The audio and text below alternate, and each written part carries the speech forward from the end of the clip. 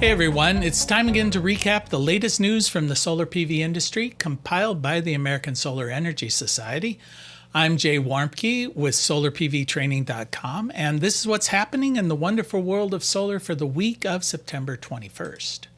The Public Utilities Commission of Nevada unanimously approved a draft order that will make rooftop solar more expensive, according to the Solar Energy Industries Association, or CEA.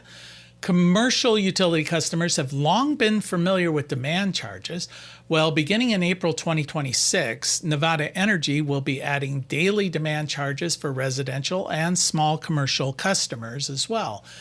Customers will no longer be charged simply on the amount of electricity used each month, but their charges will be based on a single 15-minute interval during the month where they draw the most power from the grid.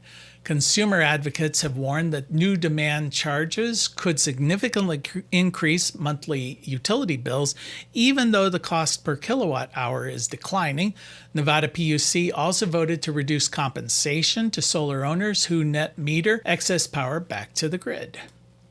Enphase Energy announced it's taking pre-orders for the new IQ9 N3P commercial microinverter. Now, this is Enphase's first microinverter designed for three-phase 480 277 volt Y grid configurations, and they do not rely on external transformers to make this possible. It can manage a continuous DC current of 16 amps and deliver up to 427 volt amps of peak power output and support high-powered solar panels up to 600 watts. The IQ9 N3P microinverter is backed by a 25-year warranty and is expected to ship in December of this year.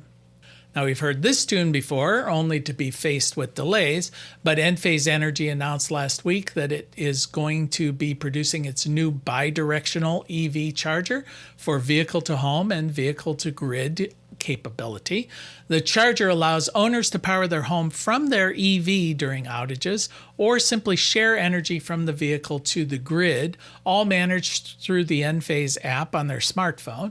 Bidirectional EV chargers come in two general types: the alternating current, or AC, which connects through the home wiring system and relies on the vehicle's onboard charger, or the DC, which connects directly to the vehicle's port for faster power transfer and smarter energy control. Enphase expects to offer both with the IQ bidirectional EV charger using the DC design with the inverter built directly into the charger rather than in the car.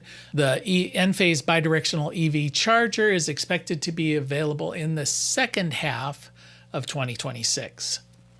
Coal and utility scale solar power each gained market share in the first half of this year, according to newly released data from the U.S. Energy Information Administration, or EIA. Natural gas, while still the market leader, lost some share. The increase in coal and the decrease in natural gas is largely attributed to prices of each fuel, according to analysts. The rising cost of natural gas has made coal a more affordable option for some power plant owners. The growth of generation of coal was the result of operations within existing power plants, not from any new generation sources. The most recent large coal power plant to come online was the Sandy Creek Energy Station in Texas, constructed over 12 years ago. Renewables gained 1.5 percentage points, which was almost entirely attributed to utility-scale solar. Now, for the last decade, wind and solar have accounted for over 90% of all new power generation on the U.S. grid. Fossil fuels continued their long-term decline, accounting for 55.9% of the electricity in the first half of this year, down 0.6% from a year ago. And Energy Secretary Chris Wright has in the past posted on Twitter comments highly critical of renewable energy, but his latest post has created a bit of controversy as his claims were not only factually wrong, but wrong by so many orders of magnitude as to be absurd.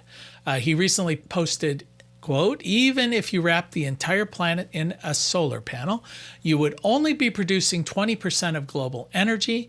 One of the biggest mistakes politicians can make is equating electricity and energy.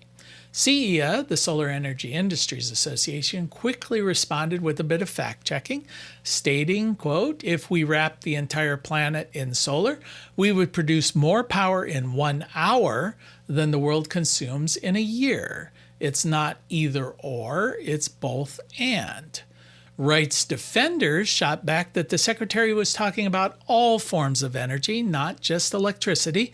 Fair enough. Giving them the benefit of the doubt, CEA should revise their claim that solar could meet the annual energy needs of the world in just 1 hour. It might take closer to 3 hours. And that's the news from the solar industry for this week. We'll see you next week.